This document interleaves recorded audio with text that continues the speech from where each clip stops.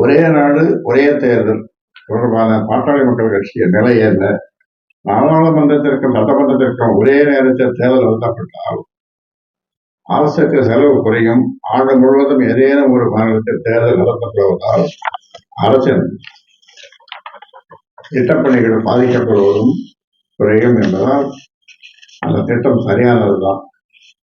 அதே நேரத்தில் மக்களால் தேர்ந்தெடுக்கப்பட்ட அரசுகளின் பதவிக்காலம் 5 ஆண்டுகள் என்ற நிலையில் இருந்து குறைக்கப்படுவதை ஏற்க முடியாது.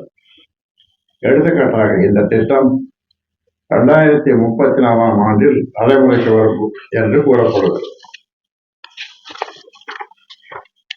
அப்போது ஒரு மாநிலத்தின் சட்டப்பேரவைக்கு தேர்தல் நடத்தி தேர்ந்தெடுக்கப்பட்ட அரசு அடுத்த 2 ஆண்டுகளில் கவிழ்ந்து விடுகிறது என வைத்துக் கொள்வோம்.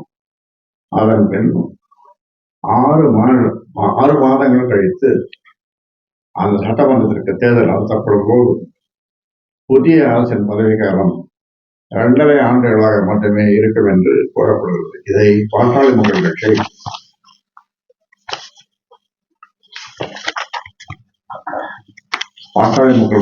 கட்சியால் ஏற்றுக்கொள்ள முடியாது.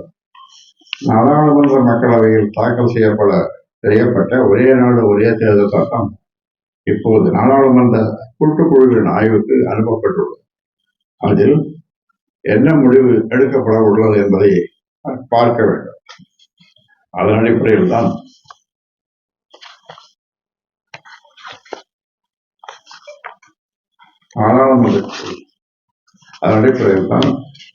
இந்த விவகாரத்தில் பாட்டாளி மக்கள் கட்சி அதன் இறுதி நிலைப்பாட்டை எடுக்க முடியும்.